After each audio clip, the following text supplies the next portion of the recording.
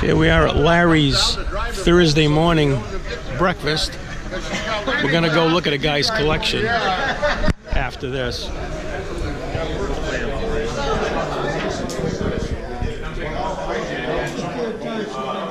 A gorgeous setup.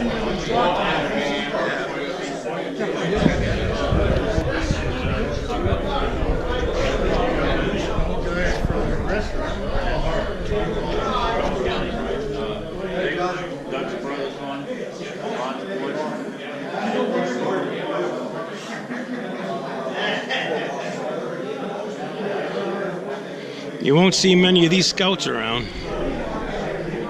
Boy, this thing's one of the nicest ones I've seen. Said he made it out of 8 different vehicles because they rotted out pretty bad.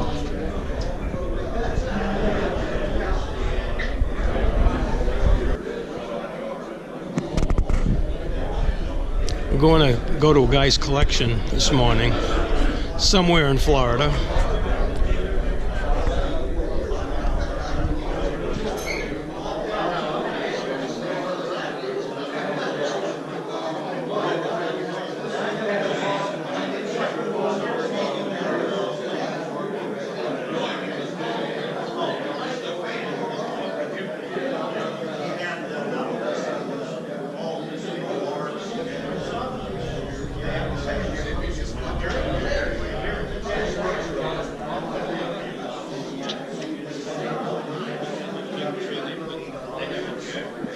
A nice setup. I guess they meet every Thursday morning, then they go visit some guy's collection.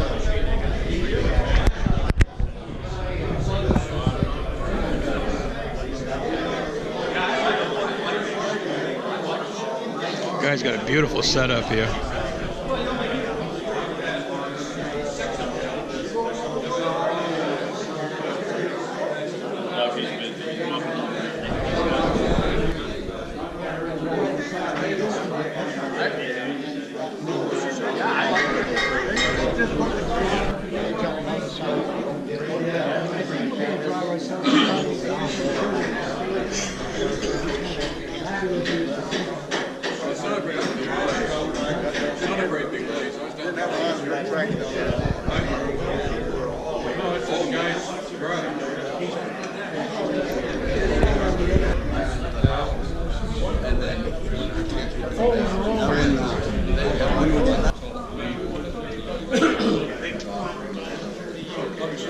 I wanted to get that whole wall.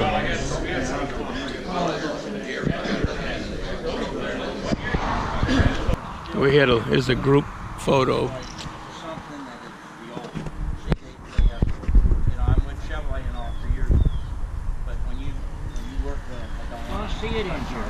The evolution, and of course, the main key factor to me, and it might be just a valve of curve on here, was Smokey, and so I learned, and he learned from me. And He used to be friends with Smokey Yunick. He was a good guy, and you're going to see a lot of McLaren bunch has been over 3 times, and it's just been neat to have people, because it throws them off. Where you see here, you ain't going to realize. It's all the high shots.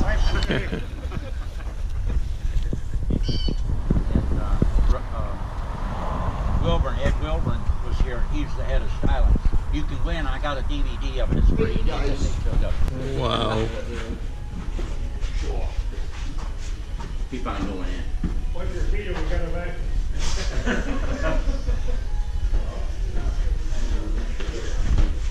Okay. Right around the corner. Come on in here. Get them all.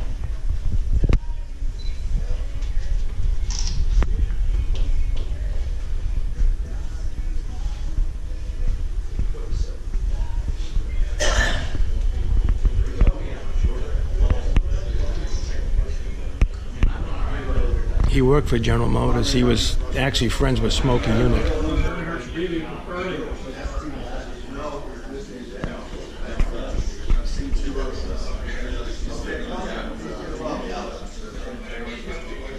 Come on in here now. Come on in here. maker, Jack. Let them guys in off the street.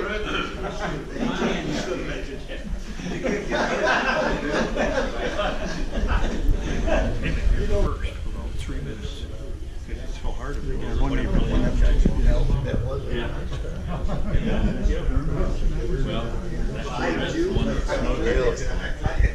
Yeah, when you could just go to the track and just do your own deal.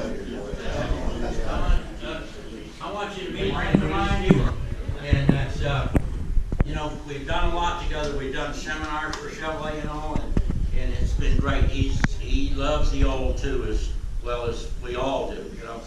And he's been with the top of Chevrolet. What do you do with Chevrolet on the board? Well, I was on the National Dealer Council for 5 years, from 2010 to 2014, and the last 3 years served as the national chairman of the Chevrolet Dealer Council. He was up there really good with me, and he just loves it like we do, you know, each and every one of us. That's just something real fast. First off, I'm humbled and honored just to get to come by. Bill told me that y'all were going to stop by, and being a performance and a classic car Chevrolet fan my whole life, I've been in the business for 32 years next month, and I couldn't wrap my head around it.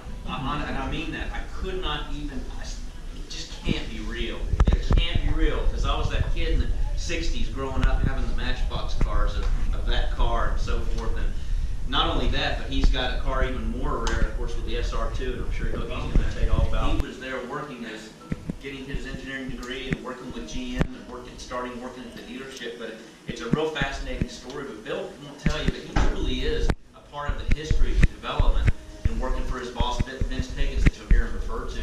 He is part of the history, and I'm humbled and honored that he's my friend, and just glad to get to see all you guys here today. This is going to be a lot of fun. Thank you.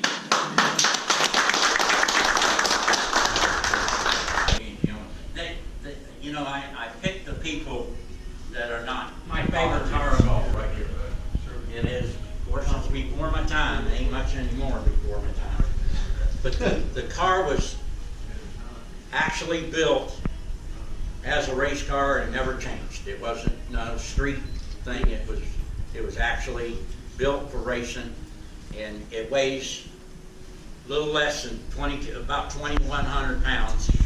And the other one that Harley Earl did, it was a styling car, and it weighs right at 2,900 pounds. So you see what they did in the weight aspect about it. They really saved a lot by, you know, a lot of the stuff in it. It was the first 4-speed car and the first 283 car too. It was all the aero. He did everything with the engine aspect. First 4-speed in it, but Smokey actually, if it wasn't for Smokey, it probably wouldn't have been as great as it was.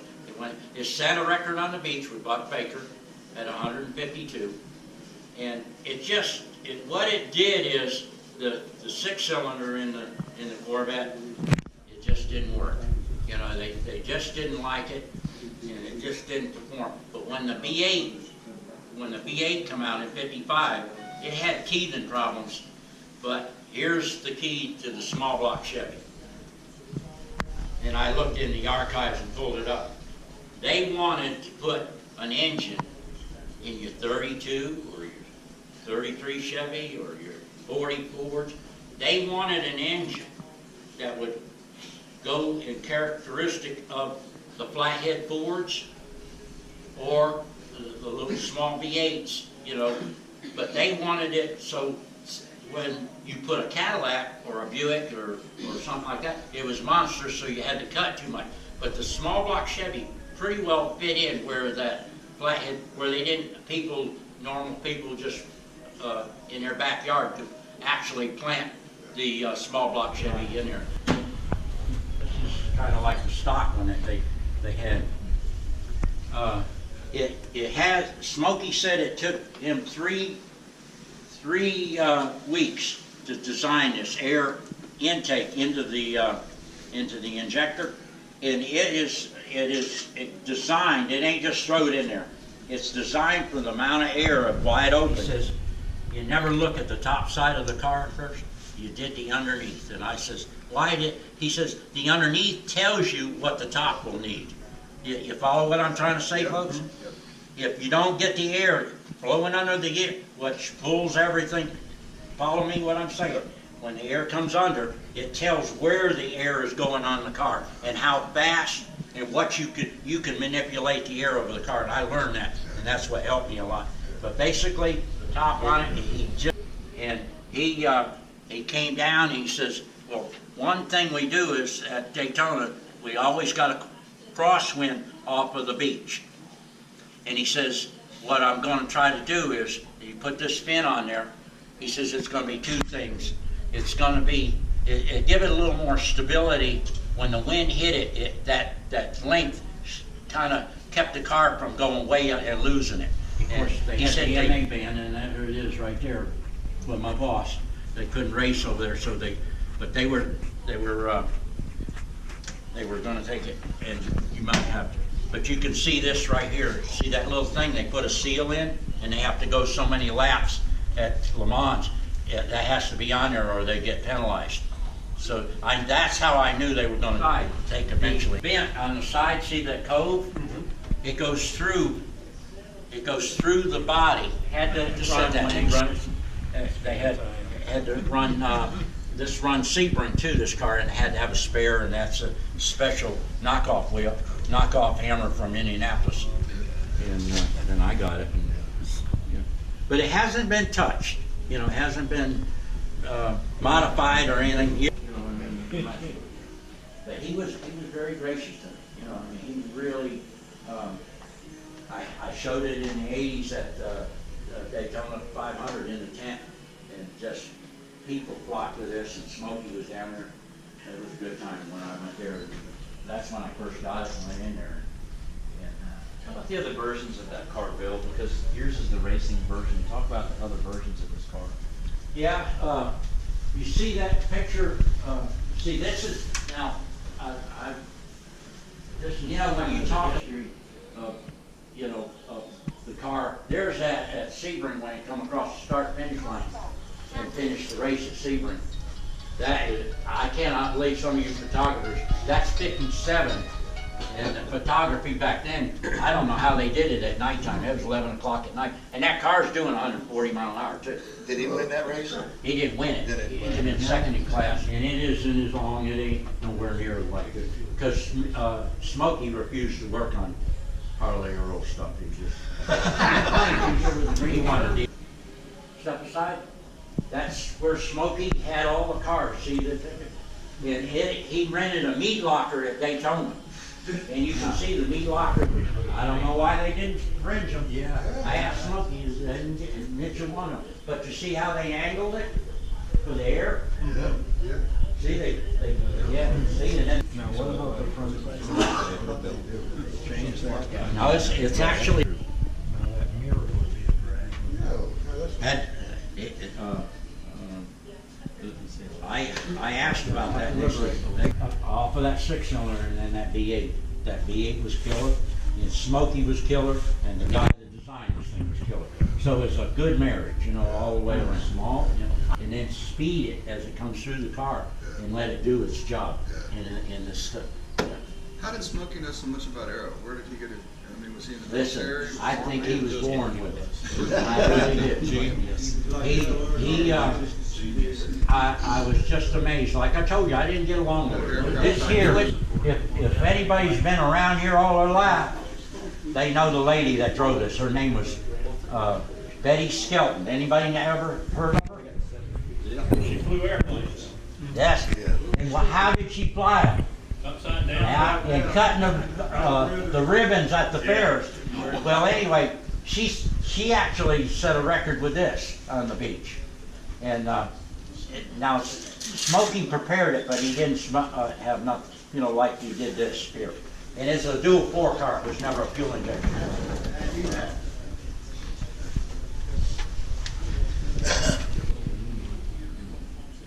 Didn't she just pass away this past year or year Who? before? Betty Skelton.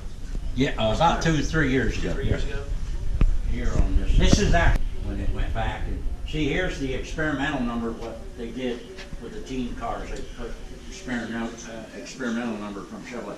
And right here, folks, is all about us. here's the 3 team cars here. This is John Fitch.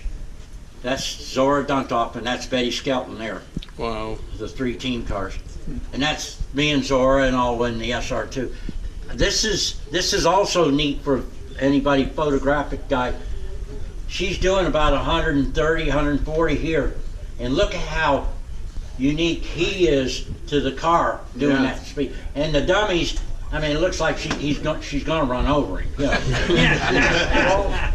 Well, you know NASCAR has always got a screw with you. You see the Halibrands on the car? That's called Halibrand wheels, and they're knockoffs. NASCAR wouldn't let them run on the beach because they said it wasn't production. Well, they come out with them with the race version. But anyway, long story short, so Smokey says, well, we got to find some hubcaps or some rims to put on it. So he says, the hell with them. I'm going to put white walls and hubcaps on. That's her going to the, onto the beach, and that's her doing 140 with the white walls and the hubcaps on the car. Get NASCAR to put these roll bars in, and right after the beach, he put this roll bar in. Here he is showing Rick Hendricks his collection. Everybody would want it without the 427. Wow. Well, anyway, he said, L88.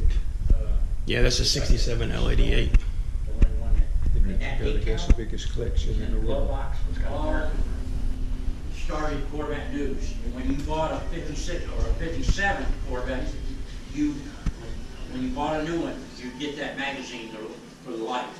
But it ended.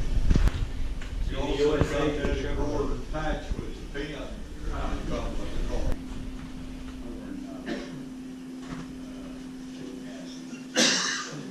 He bought 2 57s. He had both. No, it was, he drag raced for years. Yeah. No. Here's Don Prudhomme and Tommy Ibo with him. He had that 56 Corvette. Boy, he knows everybody. Roger Penske. That's him with Roger Penske. Look at the Grand Sport here.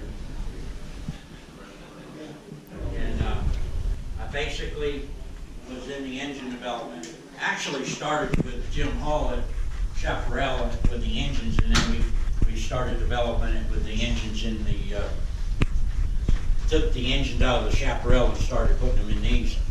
So, but anyway, this is a real neat piece too. It's probably one of the most unique pieces. I just went to Atlanta Motor Speedway with the car, and they unveiled a new Grand Sport up there, and it was really a neat thing to see how they enjoyed the old 8mm Webers, just like it run. All aluminum. This finished 64 and 65 at Sebring.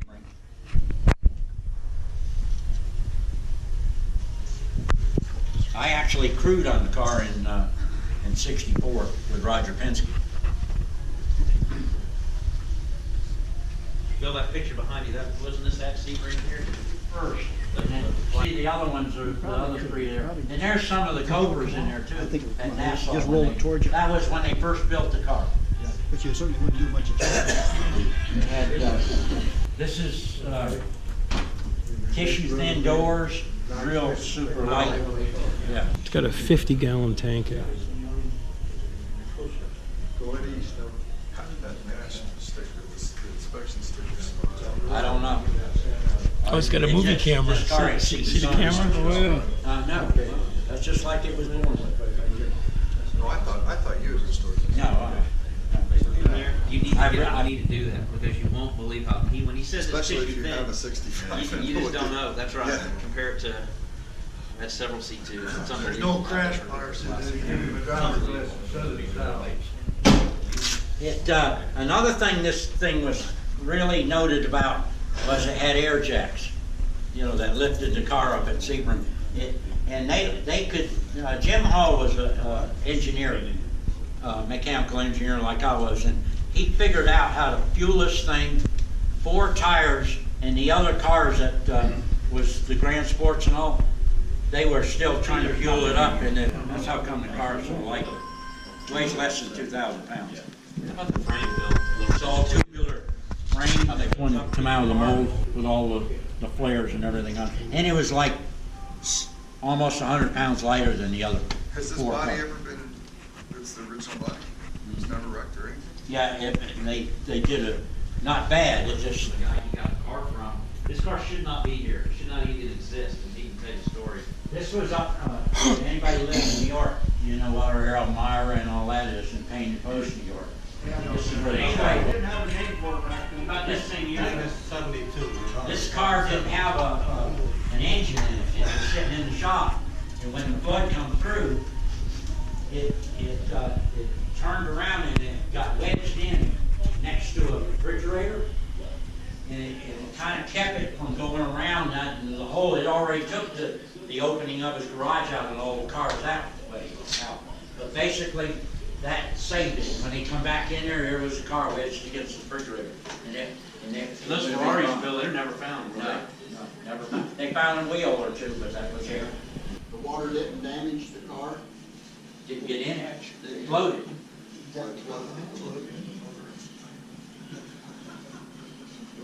This is a boat one time, buddy.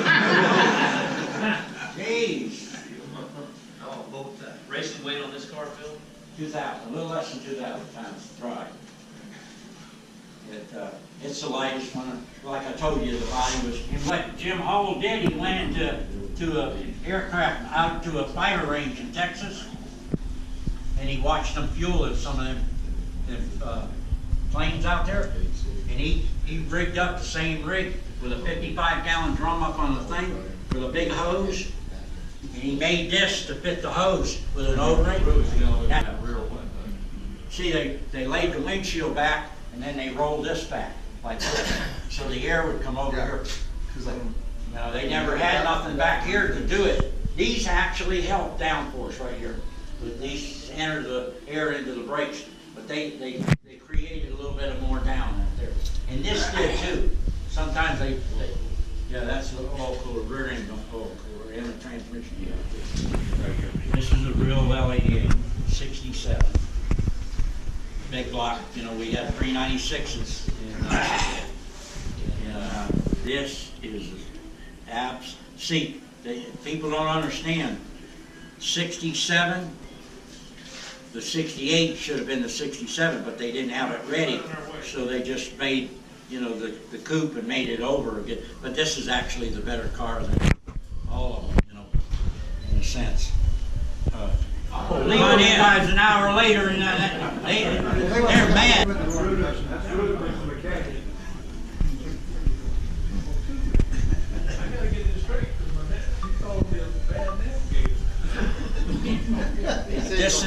This is all different by arrow, where the air comes in and comes through this.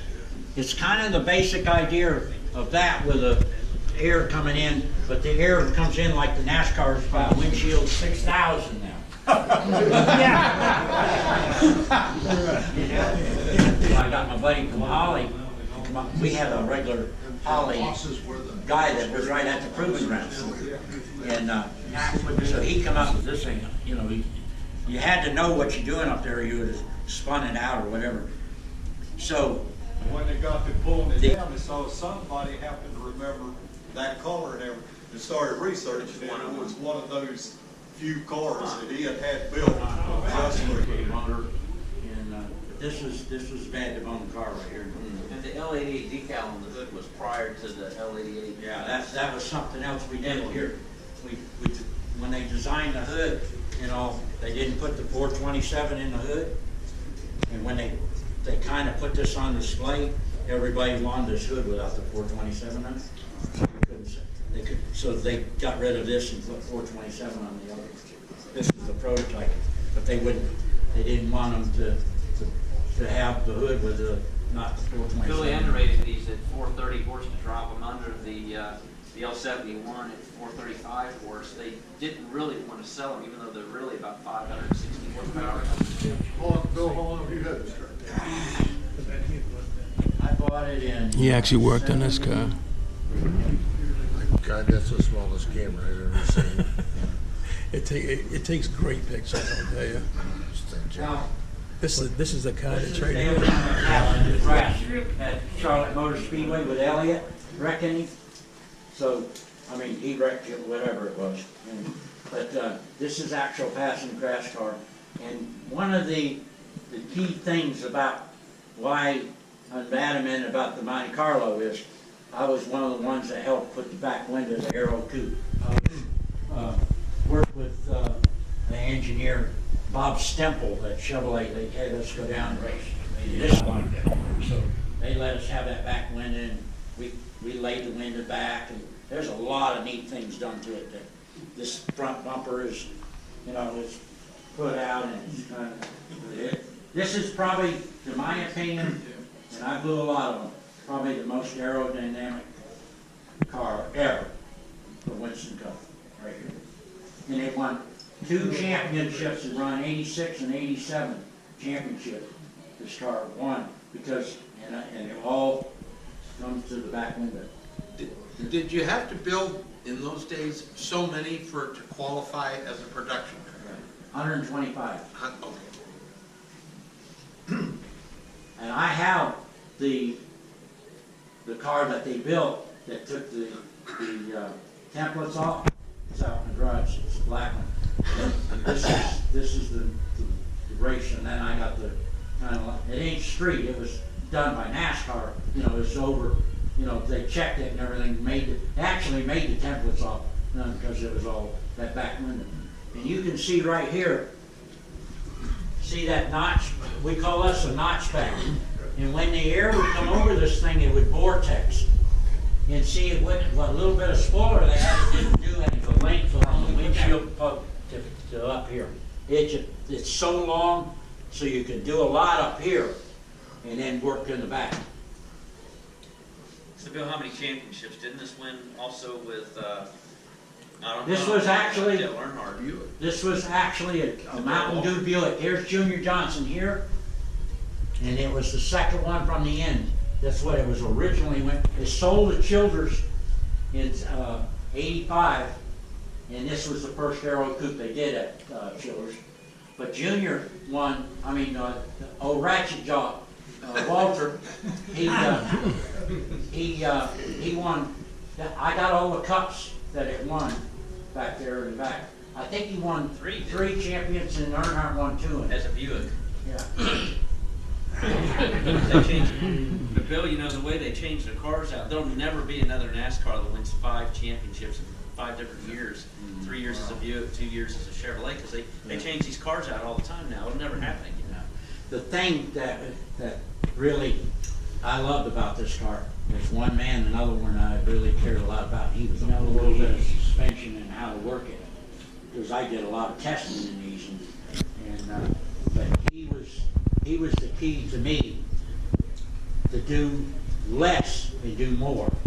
What I mean less is all this geometry and everything, and he did it with just, you know, steel, you know, adjustments and stuff like that, and he was just great. And Banjo, when he died, we lost a good This man. was the actual chassis that was the passenger grass car. Good you ask that question.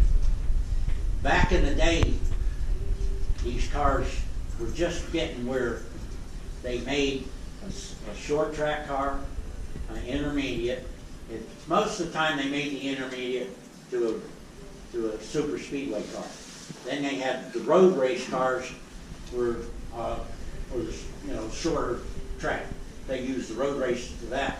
But what they did is they started separating these cars, so they didn't want to mix them up, because the super speedway car they had to do too much to it to go to super speedway, and then the next week could be Talladega, or, you know, or the longer tracks. So they kind of separate, and that's the only way this car ever lived, because if it wrecked at super speedway, it was done. So I mean, they did some fender damage on it, but they didn't really actually, you know, put the nose to the windshield. The thing that screwed me up was I couldn't find the number, and I kept aggravating. He said, "I'm a busy man, I ain't bull crap with you." I said, "Junior Johnson," and he says, "Here's what the neat thing was. The first time they took it out, they won the race. First time. So it's been a winning car, I'll tell you." I drove drove it at Daytona, 187. They let me go out on the track with it. Really neat car with Bobby Allison. This is the last year of the big block. I'll show you the motor in there. Banjo, not banjo, but Bobby. This was one of his favorite cars, Bobby Allison's car. Junior, I went up to Junior's and he got all original stuff for me to put on. And this is like the L88. Rammed the air in there on site and went into the carburetor. Unbelievable. Yeah. You guys want to come on over and see this? Come on. Got a carburetor, just a four. Carburetor on the engine's crooked. Didn't they used to call us tarantulas, didn't they? Or something? No, it was straight.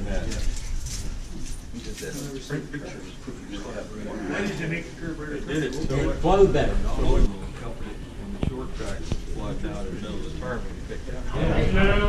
I think it's the same crowd. He saw places he saw people.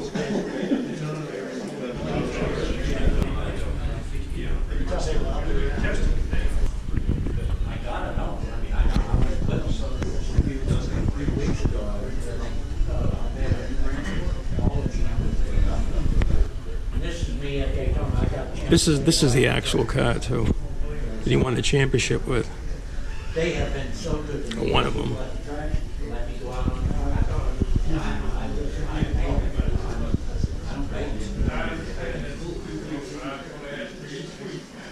This is the last kid. Hey, well, his name. And they started downsizing the motor. That's what they got. CD just ongoing in there? Yeah. Steve. Where'd you go?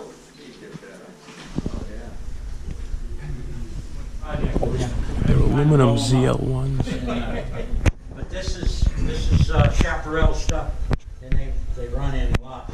This is basically Steve, come on up. Okay. The motors get hot, and they'd expand a bunch, and they were soft.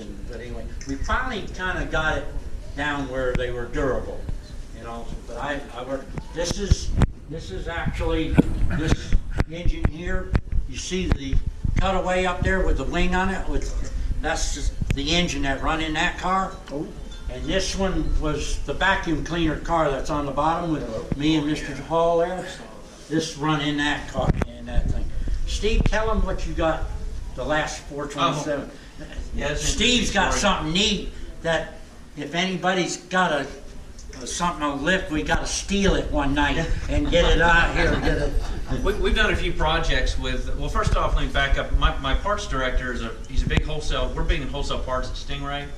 We're currently about number 33 out of 4,300 GM dealers in parts sales. So we're about top 1% in the country. Well, we do a lot of shows with GM, and we do some of them representing Stingray. And my guys sometimes go, for example, to the Barrett-Jackson sale down in Palm Beach, and just GM contacts us, and we don't even wear our Stingray shirts. It's just to represent GM and help them out.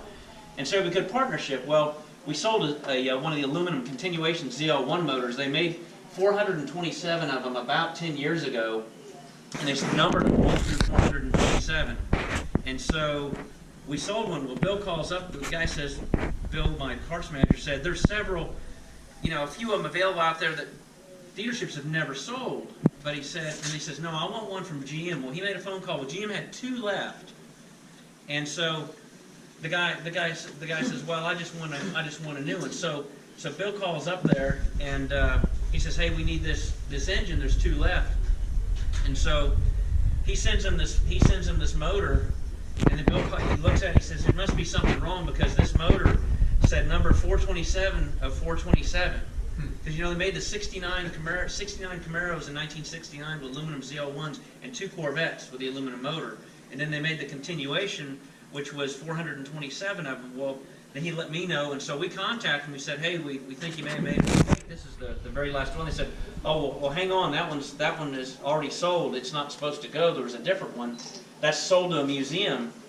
and it's supposed to, we need to get that back. I said, well, the guy, we have an email says he was okay sending this exact serial number, the 427th one.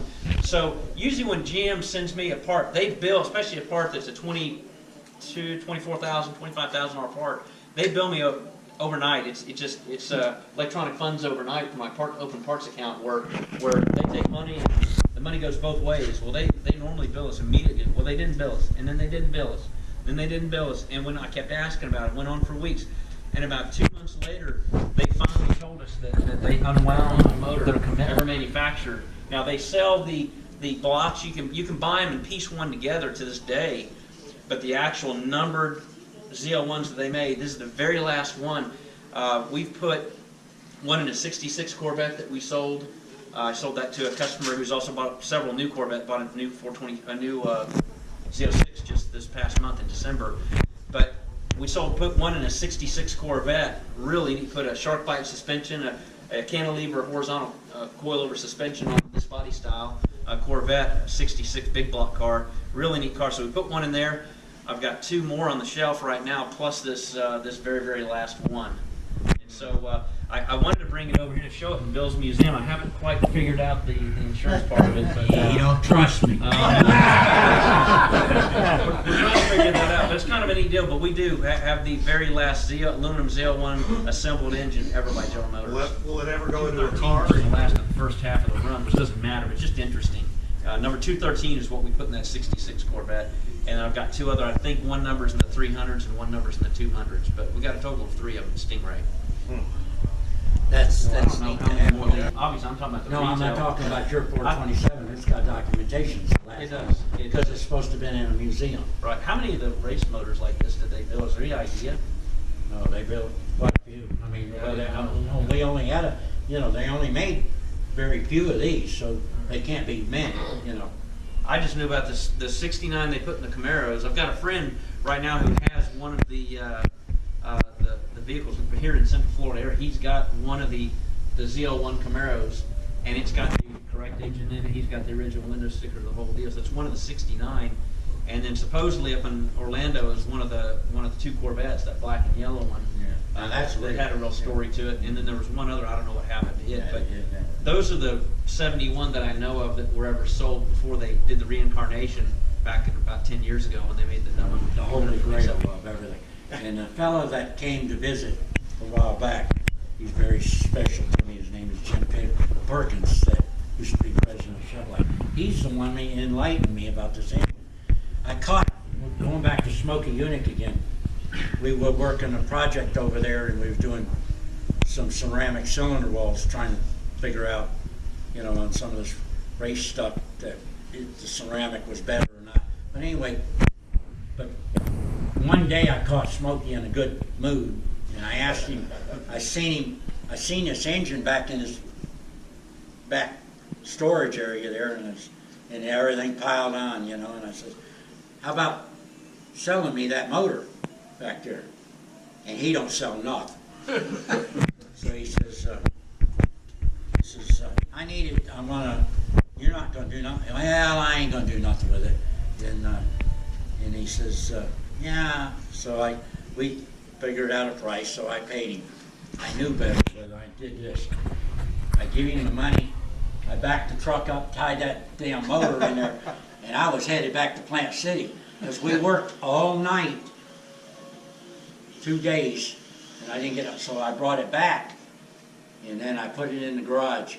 And then I went back over there and tried to finish up the project, and about 3 or 4 days later he says, I think I'm just going to keep that motor. And I said, it's too late. I done got it at the house tore down. He did what? I said, well, anyway, from then on I didn't buy nothing from him. 56 prototype EXP 10002. So I go back to Smokey, and I didn't realize that it had on the heads EXP 10001. So that's the first set. But as I got in, I talked to him about the block, and he says, yeah, the first one come out of Tonawanda when we we built the block. See, he designed, I don't know if you're into Chevrolets much, but you know, the oil filter comes, the cartridge comes up into the block. 55 didn't have that, remember that? Had that then, he told it as a toilet wrapper.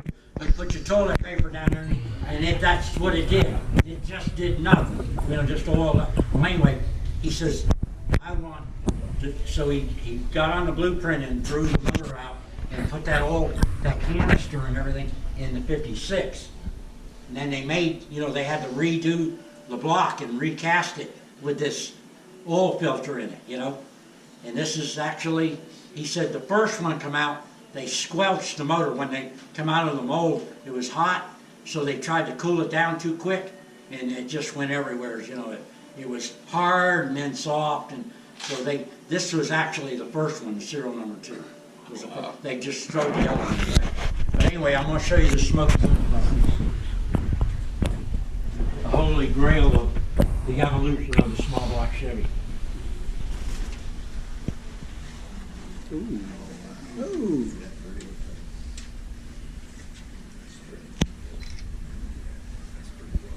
Is that a 265 or 283?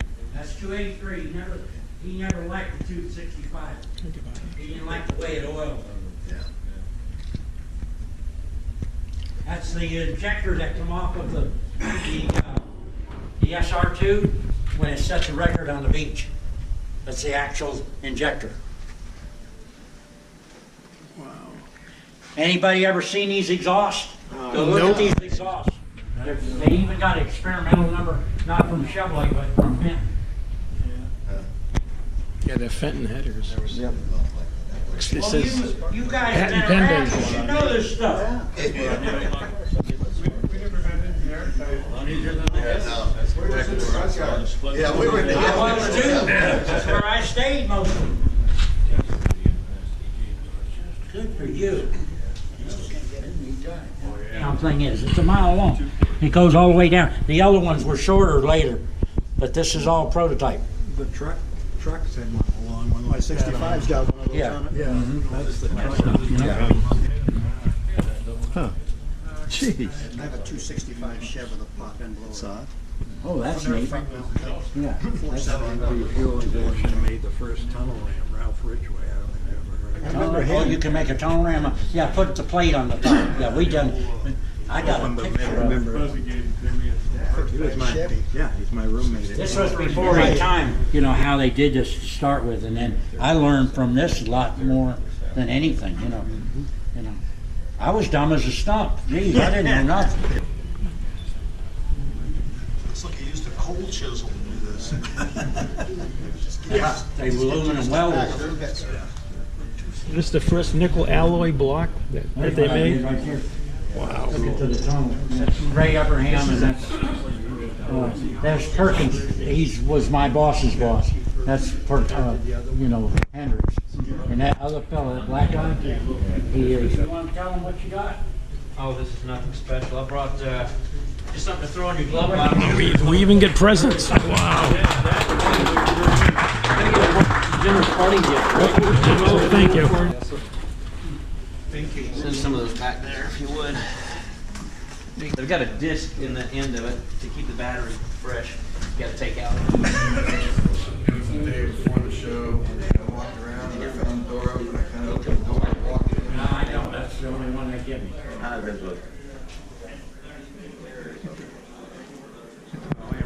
Kind of a homecoming for number one, to be here with Bill again, after having seen him in years since he helped us with the 25 car and Randy Norton in the very beginning of Hendrick Motorsports, and didn't know he had this collection, but also didn't know as much about these cars as he's telling us today. And so much of the history of the Corvette and racing, this has been probably one of the neatest days that I've spent to be educated and meet an old friend and kind of explore history. I mean, we're here. It's the most significant Corvettes that I've ever seen. So they're a real special day to me.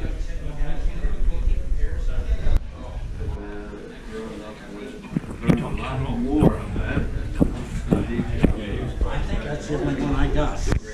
But But they're detailed. I don't know At the what sky. They come from Maritana. Been wanting to come here Area. to build Hearts for years, and Come on in here. finally got a chance to do it.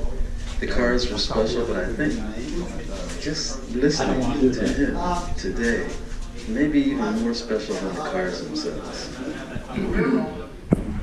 He was the go-to. He was the money man. So we kept it. He was the head of GM? It's been pretty spectacular. He was president of GM. Oh, is that right? President of GM? Heard about Bill's collection a long time, but this is the first opportunity I've had to be here, and it's not just about cars, but when you have the chance to walk through the Bill Tower and realize that Bill, worked with Billy Mitchell, and you work with people that I grew up hearing about, and then hear Ed Welburn talk about his relationship with Bill Mitchell and some involvement in these cars, and it's just, I This tells it all right here now. Go back a long way with General Motors, but this really brings it all to the forefront. And when you see these spectacular automobiles, some people would say, well, they're what's special about them? Well, everything's special about them. In fact, when you just consider this car right here, the SR2, and realize that some of the evolutionary things of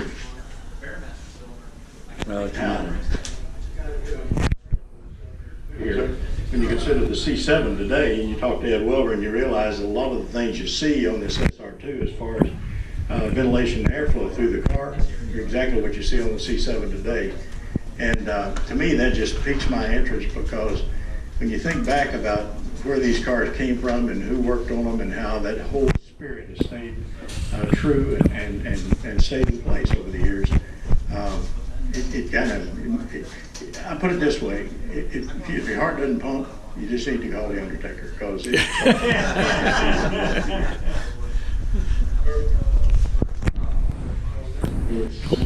something that you kind of dream about, because each one of them are special to me, and they know it in their heart.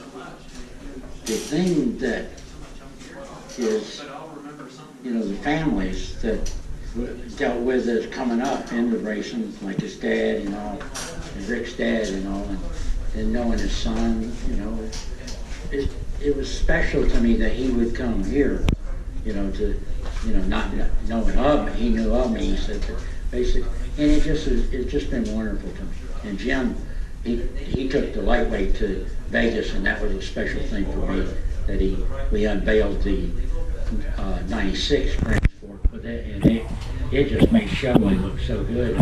And then it helped me feel like, had a little bit of added thing to help along with the evolution of the Chevrolet Corvette, or anything to do with the racing aspect of the engine screens like that. But it just was me, and I think a lot of people are enjoying it. And having y'all come today has just been wonderful. It fulfilled my day.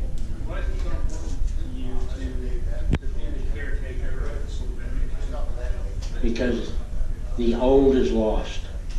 Everybody thinks that the old is bad, and it is. I call, and I just mentioned a little bit ago, this is the taproot of Corvette. It's the taproot of the racing aspect. It's the whole evolution of, if you fail to understand, this is the evolution of the small block Chevy. It was born in '55, but these cars made it work. And what they did, and some people don't understand, they made that motor as small as they could, so they could adapt it in anything. So, you understand an Oldsmobile or the big Buick motors, you couldn't put them in anything. But the small block Chevy produced the horsepower versus small, light, and really did what it was to be built. And we just had a hand in helping the evolution of it and make it better and better. And it's really a wonderful thing. It's a good ride for me. But getting back to, these people here, they're just special. Probably never do it again. Just one of those things. It's something like a dream come true. But I want to elaborate me and Ed Wilbur. Ed is special to me. We beat it at me Island. But I've been doing stuff with Ed in the years, because if it wasn't for him, the Heritage Center wouldn't be. It's come up from Mitchell's stuff up And he has just been gracious enough to keep it going. And I helped Ed a lot on the engine stuff, and we just did the aluminum block and all, and camshafts and stuff. But the thing that I want to elaborate is he studies the old, and that helps in that, and I think the world of him. And Rick, he's special to me because he's been through a lot, and basically, you know, he loves cars just like we do. And he just, My wife needed a truck. That's all right. I'm on the track. So you were starting this well, that's who it needs. Somebody like this is who it needs to go to. It really meant nothing to me. And I said, "Will you sell that?" He said, "Yeah."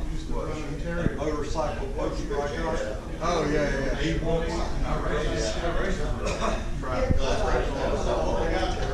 had a car. We got it there. You were there. I was one that got it. Oh, you got we got this place. You want one of them? Post. We got it. How much you got? No, I don't. I was just going to sell it that one. I don't know. Because he really, I think it was somebody that the post was in. There was somebody that was there, and it poster really means nothing to me. It don't mean nothing to me, but I saw it. Well, I too.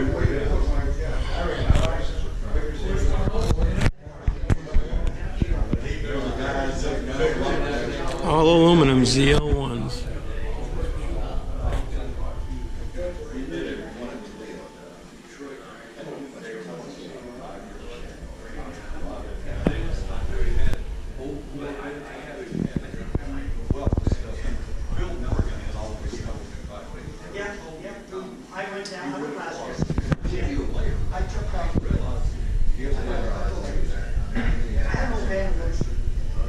Here's Harry Gant's car.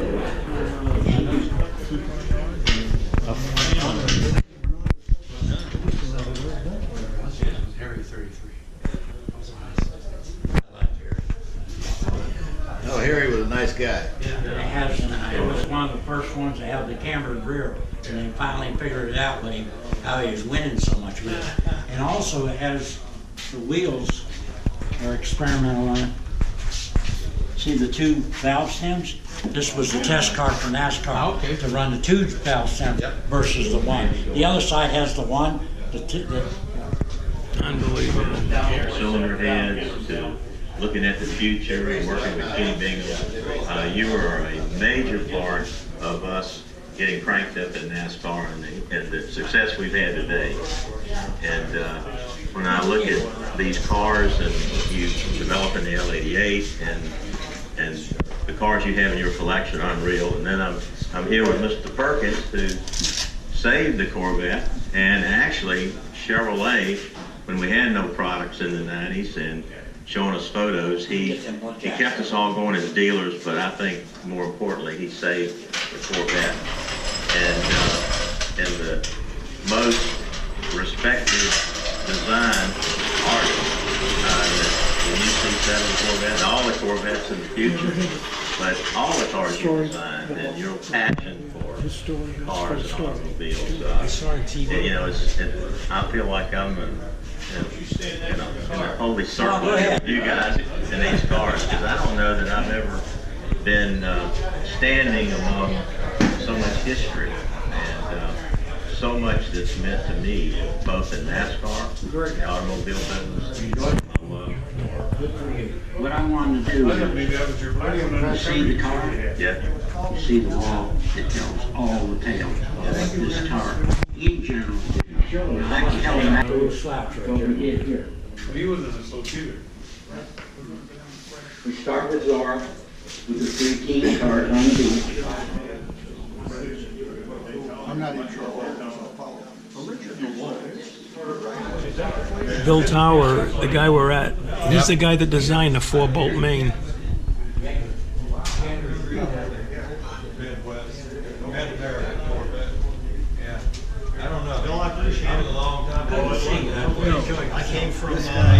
Here's the guy that bought Steve's car. He's the one that runs a Chevy garage. West Coast Classics built it. Up on 19. That one